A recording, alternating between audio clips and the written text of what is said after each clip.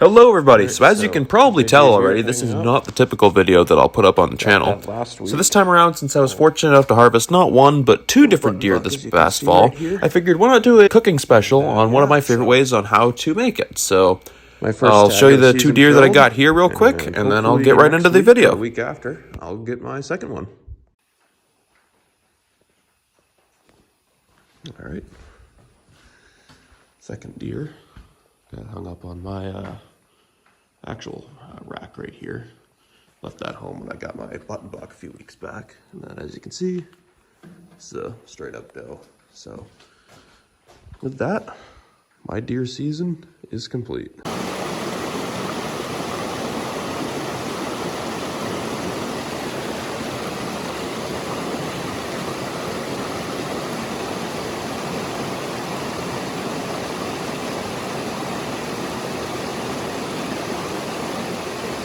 So the key to this particular dish, is, especially if you're using back straps, which is the ideal cut, is to cut them really, really thin.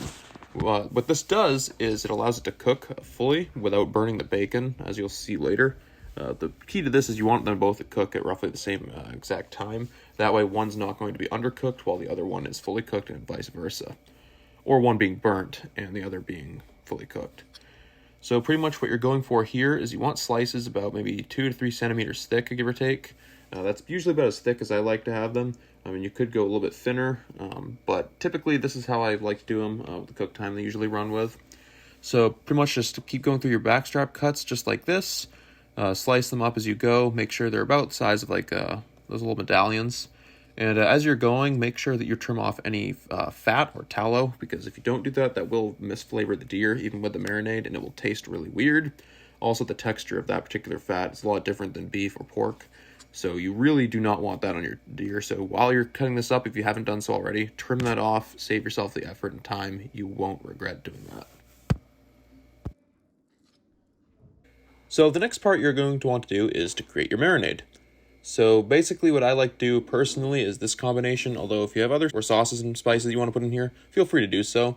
So basically how I start off is I put enough Worcestershire sauce to pretty much come up to the level of the meat in the container, and for here I'm using just a recycled cottage cheese container that I cleaned out. Next up I've got some soy sauce, and you don't want to add too much of this, otherwise it'll get really salty, unless you have sodium-free stuff. Even then you don't want it to become too overpowering, so I usually just put a little bit of this into here.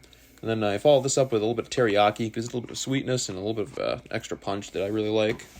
So I'll put a little bit more of that in than soy, but not too terribly much. You don't want it to become too overpowering over the other spices and sauces you put in. And then finally, this is just an option. I didn't put too much in this time, but you can put in some hot sauces into it to give it a little bit extra bite. I did have some other family members that were coming in that I don't think would have appreciated it being too spicy, so I didn't add too terribly much this time around.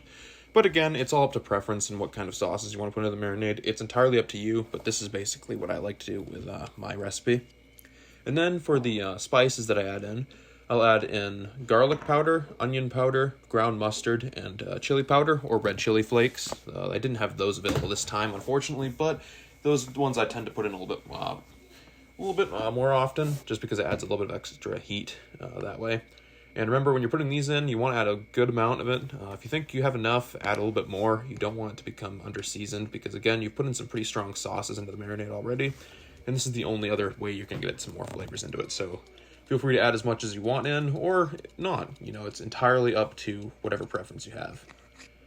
But once you get all these mixed in, the only thing you have left to do is just close the container and make sure it's sealed. I made the mistake of not doing that once. Don't do that, it'll make a giant mess. Just make sure it's airtight, shake it, get the sauce completely incorporated, or the marinade rather, completely incorporated around the meat.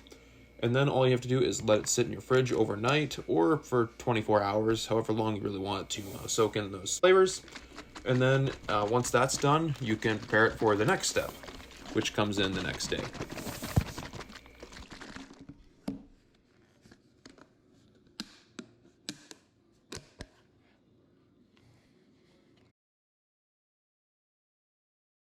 Alright, so now that the marinating period has concluded, the next part is to assemble it. So there's 4 pieces, or things rather, that you need in order to make it. The bacon, cream cheese, toothpicks to hold it all together, and of course your marinated meat. So getting out some containers I already had opened, because why would you open new ones when you already have some ones you just opened before the video. And now to cut the bacon. And I spliced the footage because this knife was not exactly that sharp, and it took me a good bit to try to cut it, and then I obviously switched off to one that was a little bit more sharp. So how to do this is pretty simple. Basically, you just take a singular piece of cream cheese, like so. You can either like ball it up or just make sure it's in like one solidified clump. You then put it in the middle of one of your deer steaks. You roll it into it, then take half of one of the strips of bacon, roll it around that, make sure it's all taut and tightly wrapped around it. Put the toothpick through it just to make sure it's all stays stable while it's cooking. And that's basically it. So basically, that's all there is to making the actual roll-up prior to cooking them. And again, just like before, take the piece of cream cheese, put it in the deer steak, roll that together, roll a piece of bacon around it, make sure it's taut to make sure the whole piece is actually one continual bite, not just like pretty loose, because if it's loose, it will fall apart on you and make a huge mess. Because once the grill, you put it on the grill, the cream cheese will start to melt, and you don't want that falling out of the roll up. And one thing you do kind of want to avoid, if the bacon is like this and you have one strip that's more meaty, that's starting to separate from the more fattier side of it, make sure that you're kind of pinching the ends of it together before you're putting the toothpick through. Otherwise, again, it will fall apart on you and will make a giant mess. Alright, so the last step that I like to do, which isn't entirely necessary, is if you have some leftover marinade that hasn't soaked into the meat, I like to take a basting brush and just go over at least one layer of the bacon with this, preferably two if you have enough. This way it gives a little more flavor of the marinade into the bacon, which adds a little bit extra flavor into it. And now, you don't necessarily need to do this if you have pre-flavored bacon, like maple flavored or whatnot, but I like to do this anyways, because normally I don't use flavored bacon, and I like to add the flavor of that marinade a little bit more heavily throughout the dish.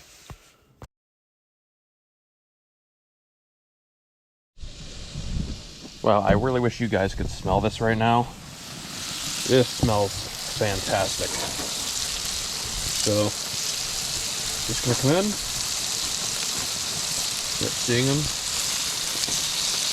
These are going to be flipped. Turn the heat down just a tad. It wasn't high before, so crank the heat down just a little bit. Go through and flip them. Come back in probably a couple more minutes because it looks like they got pretty well cooked on one side already. Yeah, look at that. So that's pretty much what you're going for right here. That charring on it. And once you get that, you know your stuff is done. On both sides.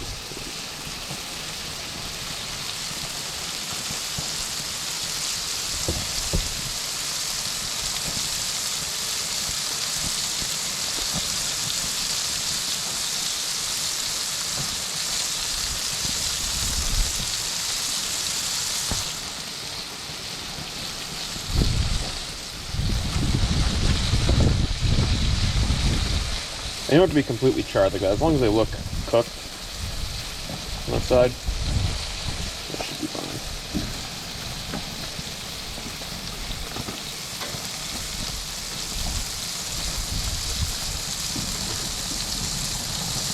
These ones in the middle are probably going to need a little bit more time. But other than that, just sit here and wait. Should be good. Alright, so most of these guys are done. I'm just going to plate them up. We'll get them on the tray, get them plated up, and they will be done.